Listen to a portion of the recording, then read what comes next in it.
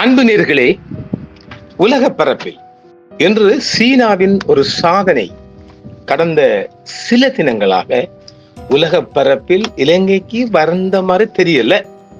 ஒரு பேசப்படும் விடயமாக வருகின்றது. நீரழிவு சீனி நோய்க்கு நிரந்தர சிகிச்சையை கண்டுபிடித்திருக்கின்றது சீன விஞ்ஞானிகள். சீனா அப்படி கண்டுபிடித்திருக்கின்றது சீன விஞ்ஞானிகளின் சாதனை.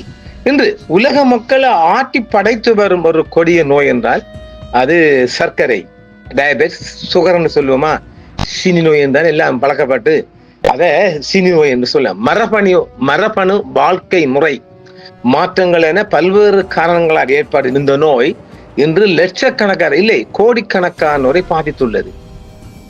இந்நிலையில் சீன மருத்துவர்கள் கண்டுபிடித்துள்ள புதிய சாதனை முறை சீனி நோயாளிகளுக்கு ஒரு புதிய விடைகளை தந்துள்ளது. இப்ப இந்த சீனி நோய்க்காரங்க நல்லா புழுங்குவாங்க, பக்க நல்லா திண்டுபட்டு மாத்திரையை போடுறது, அதுக்கு அடுத்த போல இன்சுலின் ஊசி போடுவது. இரண்டு விதமாத்தானே இந்த சீனி நோய்க்கு மருத்துவம் செய்யறாங்க. சுகர் நோயாளி அந்த சீனி நோய்க்காரங்க ஒன்று மாத்திரை போடுறாங்க, அது ஒவ்வொரு ரேஞ்ச் பவர் மாத்திரை இருக்குது. அப்புறம் இன்சுலின் ஊசியை போட்டுக்கொள்றோம். இப்ப எல்லாம் நம்ம டாக்டர் மாதிரி அந்தந்த நோயாளிகளை கூடுதலான நோயாளிகள் அவங்கள இன்சுலின் என்ற ஊசி அவங்களே ஏற்றிக்கொள்றாங்க. காலில் ஏத்துறாங்க, தொடையில ஏத்துறாங்க, எங்கெல்லாம் ஏற்றிக்கொள்றாங்க. அப்பா இப்போது இந்த நோய்க்கு நிரந்தரமாக சீனாவின் மிகப்பெரிய சாதனையாக இது சொல்லப்படுகின்றது. அதாவது நோயாளியின் வயிற்று பகுதியில் இருக்கிற ஒரு துண்டு இந்த கொழுப்பு செல்களை வெட்டி எடுத்து அதை ஐடிசி என்ற ஒரு சொல்லுகின்ற ஸ்டெம் செல்லாக மாற்றி திருப்பி வைக்கிறாங்க. ஒரு அரை மணி நேரமாக ஒரு ஆபரேஷன் பண்றது கொஞ்சம் செலவுமா அது தெரியல. அப்படி இன்னும் உலக நடைமுறைக்கு வரல. இந்த சாதனைய ஒரு 25 வயசு பொண்ணு ஒன்றிலையும் ஒரு 59 வயசு ஆண் ஒன்றிலையும் செய்து மிகப்பெரிய சாதனை வெற்றி படைத்திருக்கிறாங்க. இப்போ இந்த கார்ப்பரேட் மாஃபியாக்களுக்கு சீனா வச்சிருக்காண்டா ஆப்பு. இப்ப சரிதானே, உலகத்துல கூட சீனாவுல இந்த நோயாளி கூடயா அந்த கணக்கெல்லாம் நான் பார்ப்பங்களா? இலங்கையில் 2022 ஆண்டு உலக சுகாதார அமைப்பின் வேர்ல்ட் ஹெல்த் ஆர்கனைசேஷன் அறிக்கையின்படி 30 வயது மற்றும் அதற்கு மேற்பட்ட பெரிய வீடுகளையே கிட்டத்தட்ட 2022 ஒரு 3 வருடங்களுக்கு முன்பாக 5 மில்லியன் தோராயமாக 5 மில்லியன் மக்களுக்கு இந்த சீனி நோய் இருக்குதாம் இலங்கையில் உள்ளவங்களுக்கு. மற்றொரு ஆதாரமாக 2024 20 வயசிலிருந்து 79 வயதுடைய பெரியவர்களில் 10.2% வயது தரப்படுத்தப்பட்ட பரவலை காட்டுகிறது. இது சுமார் 1.6 மில்லியன் கேஸ்களை குறிக்கிறது. 2019 ஆண்டளவில் 4 பெரியவர்கள் ஒருவருக்கு சீனி நோய் இருக்கதாகவும், இப்ப இதான் இந்த வயசு வித்தியாசம் இல்லையே, எல்லோருக்கும் இந்த நோய் இருப்பதாக அறியப்படுகின்றது. உலக சுகாதார அமைப்பு 2022 ஆண்டு இலங்கையில் எடுத்த ஒரு தரவுகளின்படி 30 வயது மற்றும் அதற்கு மேற்பட்ட பெரியவர்களில் 31.2% வயது தரப்படுத்தப்பட்ட பரவலின் அடிப்படையில் சுமார் 4.2 மில்லியன் மக்களுக்கு நீரிழிவு நோய் இருக்குது. இது எப்போது 3 வருடங்களுக்கு முன்பாக. 2024 ஆண்டு கடந்த வருடம் நடத்தப்பட்ட ஒரு ஆய்வில் 20 79 வயதுடைய பெரியவர்களில் 10.2% வயது தரப்படுத்தப்பட்ட பரவலை செய்துள்ளது. சர்வதேச நீரியல் கூட்டமைப்பு இன்டர்நேஷனல் டயபெட்டிஸ் ஃபெடரேஷன் 2024 ஆண்டில் நடத்தப்பட்ட ஆய்வறிக்கையின்படி 1.6 மில்லியன் பெரியவர்களுக்கு இலங்கையில் இந்த நோய் கண்டுபிடிக்கப்பட்டிருக்கின்றது. சீனி நோய்க்காரங்க இலங்கையில் இப்ப கடைக்கு போனா சீனியை குறைச்சி போட்டு இனிப்பு வேணான்றெல்லாம் ஒரு பக்கம் இருக்க, இந்த சீனி நோய் உள்ளவங்க நல்லா தின்றாங்க தான், கண்டு நின்று எல்லாம் தின்ற பிறகு நைட்டுக்கு குளிசையை போட்டு படுக்கிறது தேவையா? இதுக்கெல்லாம் தான் இப்ப ஆப்படிச்சு வருகுது.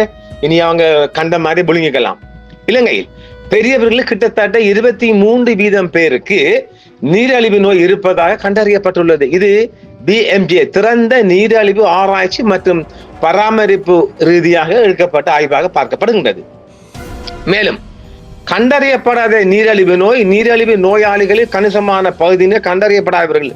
இப்ப 50 லட்சம் மக்கள் இலங்கையில கண்டாலும் சிலவர் பார்க்கவே இல்லை. அது வந்தா வரட்டுப்பா, நான் நடந்துட்டே இருப்பேன், தின்னுகிட்டே இருப்பேன், திண்டு போவாங்க. அதை பார்க்க போனா கிட்டத்தட்ட நம்ம நாட்டுல ஒரு 75 லட்சம் மக்களுக்கு இந்த சீனி இந்த வருடத்துல இறுதிக்குள்ள இருக்கலாம் என்றும் ஒரு தகவல் சொல்லப்படுகின்றது. கணக்கெடுப்பு என்பது ஆண்டு, வயது, குழுக்கள் மற்றும் பயன்படுத்தப்படும் முறை, குளுக்கோஸ் சகிப்புத்தன்மை சோதனைகள், சுய அறிக்கைன்னு சொல்றாங்க ஆகியவற்றை பொறுத்து புள்ளி விவரங்கள் வேறுபடுகின்றன. இருப்பினும் அவை இலங்கையில் நீரிழிவு நோய் அதிகமாக இருப்பதை குறிக்கிறது. அப்ப இந்த கணக்கு எடுக்கப்பட்டாலும் எவ்வளவு மறைமுகமானவங்க இருக்கிறாங்க. விரைவாக அதிகரிப்பு மற்றும் நோய் அறிதல் மற்றும் சிகிச்சையில் உள்ள சவால்கள் பற்றிய கவலைகளும் சர்வதேச சுகாதாரம் அறிவித்திருக்கின்றது.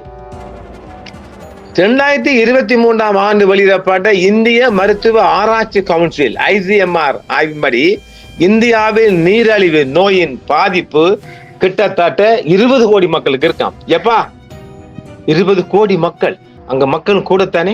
20 கோடி மக்கள்ல 1 கோடி மக்கள் இன்சுலின் ஊசி போட்டுக் கொள்றாங்க.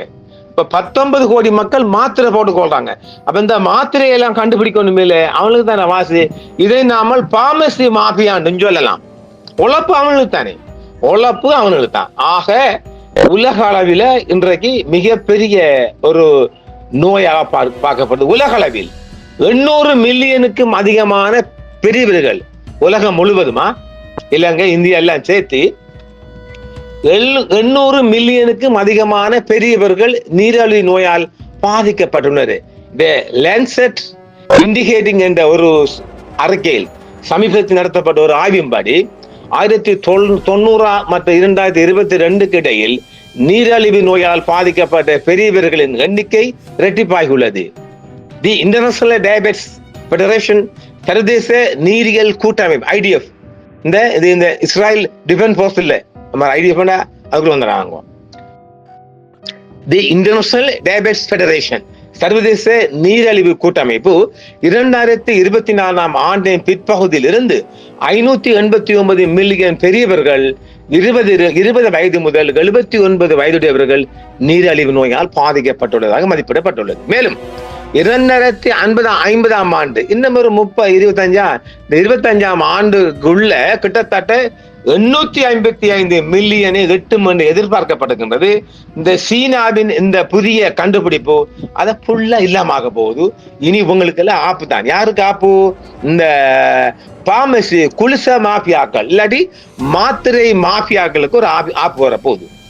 சீன ஆராய்ச்சி குழு செல் டிஸ்கவரியில் டைப் 2 நீரிழிவு நோயால் பாதிக்கப்பட்ட ஒரு நோயாளியின் கல்லீரலில் இன்சுலின் உற்பத்தி செய்யும் திட்டமிடப்பட்ட கணைய ஸ்டெம் செல்களை வெற்றிகரமாக இடமாற்றம் செய்ததாக அறிவித்தது. பின்னர்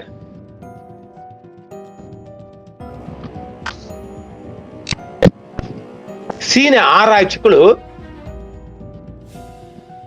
அவர் இன்சுலின் பயன்படுத்துவதாக தெரிவிக்கப்படுகிறது. அரை மணி நேர அறுவை சிகிச்சை. 25 வயதுடைய பெண் சர்க்கரை நோய், சீனி நோயால் அளிக்கப்பட்ட புதிய சிகிச்சை முறையானது சர்க்கரை நோயை, சீனி நோயை முற்றிலும் குணப்படுத்தும் வாய்ப்பை திறந்துள்ளது. இந்த சிகிச்சையில் நோயாளியின் உடலில் இருந்து சிறிதளவு தசை எடுக்கப்பட்டு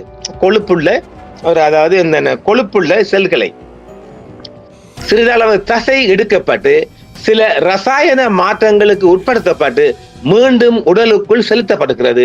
இந்த அரை மணி நேர அறுவை சிகிச்சையின் மூலம் நோயாளி இனி இன்சுலின் ஊசியோ போடாம, சர்க்கரை நோய்க்கான குளிசையும் போடாம, சர்க்கரை அளவை, சீனி அளவை உடலில் சீராக வைத்துக் கொள்ள முடியும் என்று சீன விஞ்ஞான துறை மருத்துவர் குழு அறிவித்துள்ளது. இந்த புதிய சிகிச்சை முறை குறிப்பாக டைப் 1 நீரிழிவு நோயாளிகளுக்கு மிகவும் பயனுள்ளதாக இருக்கும் என எதிர்பார்க்கப்படுகிறது. டைப் 1 நீரிழிவு நோயில் உடல் போதுமான அளவு இன்சுலினை உற்பத்தி செய்யாது. இதனால் இன்சுலின் ஊசி போடுவது அவசியமாகிறது. ஆனால் இந்த புதிய சிகிச்சையின் மூலம் இன்சுலின் தேவை குறைந்து வாழ்க்கை தரம் மேம்படும். சீன மருத்துவர்களின் இந்த கண்டுபிடிப்பு உலகெங்கிலும் உள்ள கோடிக்கணக்கான நீரிழிவு நோயாளிகளுக்கு ஒரு புதிய நம்பிக்கையை ஏற்படுத்தி உள்ளது. நீண்ட காலமாக சர்க்கரை நோயால் அவதிப்பட்டு, சீனி நோயால் அவதிப்பட்டு வந்தவர்களுக்கு இந்த சிகிச்சை முறை ஒரு வரப்பிரசாதமாக பார்க்கப்படுகிறது. வைத்திய துறையில் மிகப்பெரிய சாதனையாக சீனாவின் சாதனை சொல்லப்படுகின்றது. சீன மருத்துவ ஆராய்ச்சிகள் கணிசமான முன்னேற்றம் அடைந்துள்ளது. குறிப்பாக இந்த சீனி நோய் சிகிச்சை முறையானது சீனாவின் மேம்பட்ட மருத்துவ தொழில்நுட்பத்திற்கு ஒரு சிறந்த எடுத்துக்காட்டு என்று சொல்லப்படுகின்றது. இதனால் சீன மருத்துவர்கள் சர்க்கரை நோய்க்கான எதிர்கால சிகிச்சைகளை மேலும் மாற்றி அமைப்பதில் முக்கிய பங்கு வகிப்பார்கள் என எதிர்பார்க்கப்படுகின்றது. சீன மருத்துவர்களின் இந்த புதிய கண்டுபிடிப்பானது சர்க்கரை நோய் சிகிச்சைக்கான ஒரு புதிய அத்தியாயத்தை தொடங்கியிருந்தாலும் இந்த புதிய சிகிச்சை முறையில் நீண்டகால விளைவுகள் குறித்து மேலும் ஆய்வுகள் மேற்கொள்ளப்பட வேண்டும் என்றும் சொல்லப்படுகின்றது. மேலும் இந்த சிகிச்சை முறையை உலகெங்கிலும் உள்ள அனைத்து மக்களும் எளிதாக அணுகும் வகையில் செய்ய வேண்டிய அவசியமாகும் என்றும் ஒரு வேண்டுகோள் விடுக்கப்பட்டிருக்கின்றது. ஒரு அற்புதமான மருத்துவ சாதனையில் சீன விஞ்ஞானிகள் மற்றும் மருத்துவர்கள் குழு முதல் முறையாக செல் சிகிச்சை மூலம் நீரிழிவு நோயை குணப்படுத்துவதாக கூறப்படுகிறது. 25 ஆண்டுகளாக டைப் 2 நீரிழிவு நோயால் பாதிக்கப்பட்ட 59 வயதான நோயாளி ஒருவருக்கு நோயால் கடுமையான சிக்கல்களை எதிர்கொண்டிருந்தார். 2017 சிறுநீரக மாற்று அறுவை சிகிச்சையை பெற்ற போதிலும் அவர் தனது கணைய செயல்பாட்டை இழந்தார். இது இரத்த குளுக்கோஸ் அளவை கட்டுப்படுத்துவதற்கு முக்கியமானதாகும். மேலும் பல தினசரி இன்சுலின் ஊசிகளை சார்ந்திருந்தது. ஒரு தசாப்தத்திற்கு மேலான முயற்சிகளுக்கு பிறகு சீன அணி குறிப்பிடத்தக்க முன்னேற்றம் அடைந்துள்ளது. ஜூலை 2021 நோயாளி செல் மாற்று அறுவை சிகிச்சைக்கு உட்படுத்தப்பட்டார். 11 வாரங்களுக்கு பிறகு அவருக்கு வெளிப்புற இன்சுலின் தேவை இல்லை என்றும் மேலும் ஒரு வருடத்துக்குள் இரத்த சர்க்கரை அளவை கட்டுப்படுத்த வாய்வழி மருந்துகளின் தேவை முற்றிலும் நீக்கப்பட்டிருக்கின்றது. டைப் 2 நீரிழிவு சிகிச்சை ஸ்டெம் செல் பெறப்பட்ட தீவுகளை பயன்படுத்துவதை குழுவின் முன்கூட்டிய தரவு ஆதரிக்கும் அதே வேளையில் பின் அறிக்கையில் மனிதர்கள் முதல் சான்று என்று அந்த சீன குழு தெரிவித்திருக்கின்றது. உலக மக்கள் தொகையில் 17.7% சீனாவை கொண்டிருந்தாலும் அதன் நீரிழிவு மக்கள் தொகையில் மொத்தத்தில் அதிர்ச்சி கூட்டும் கால் பகுதியில் கொண்டுள்ளது. இது அரசாங்கத்தின் மீது கணிசமான சுகாதார சுமையை சுமத்துறது என்றும் சொல்லப்படுகின்றது. உலக அளவில் சர்க்கரை நோயாளிகளின் எண்ணிக்கையில் சீனா முதலிடத்தில் உள்ளது. இப்ப எல்லாரும் சொல்லுவாங்களே சீனாக்காரன் இந்த மாதிரி சாப்பிடுறான், அந்த மாதிரி அரை ஆயில் எல்லாம் ஆஃப் ஆயில் சாப்பிடுறான். அதெல்லாம் கிடையாது. நாட்டில் 140 மில்லியன் மக்கள் நீரிழிவு நோயால் பாதிக்கப்பட்டுள்ளது. 140 மில்லியன் பார்த்துக் கொள்ளுங்க. அவர்களில் 40 மில்லியன் பேர் வாழ்நாள் முழுவதும் இன்சுலின் ஊசியை பாதிக்கின்றார்கள். இந்தியாவிட கூட 40 மில்லியன் பேர் தான் சீனாவுல இன்சுலின் பாதிக்கிறாங்க. ஆனா இந்தியாவுக்குள்ள 1 கோடி மக்கள் இன்சுலின் ஊசி ஏற்றுக்கொள்றாங்க. எப்பா முடியலடா. ஆனால் செல் சிகிச்சை அணுகுமுறை மூலம் இது நாள்பட்ட மருந்துகளின் சுமையில் இருந்து நோயாளிகளை விடுவிக்கவும் ஆரோக்கியம் மற்றும் வாழ்க்கை தரத்தை மேம்படுத்தவும் மற்றும் சுகாதார செலவுகளை குறைக்கவும் இது முடியும். சீன விஞ்ஞானிகள் ஷாங்ஷை மருத்துவமனையில் ஐலட் செல் மாற்று அறுவை சிகிச்சை மூலம் டைப் 2 நீரிழிவு நோயை குணப்படுத்தி உள்ளனர்.